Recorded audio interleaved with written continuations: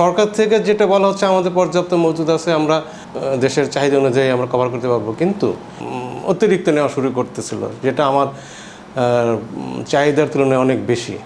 আমাদের এখানে স্টেশনে অকটেন আর ডিজেল আছে, এখনও আছে, রিজার্ভ ডিজেল দিচ্ছি।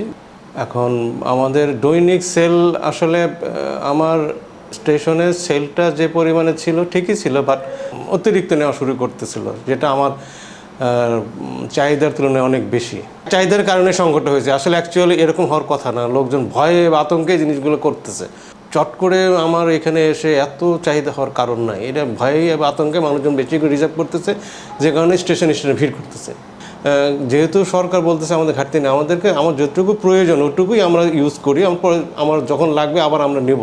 এভাবে যদি আমরা প্রত্যেকটা জনগণ সচেতন হয়ে কাজ করি বা আমরা যদি তেলটা ব্যবহার করি, তাহলেই আমরা মনে হয় সংকট উত্তরণ করা সম্ভব।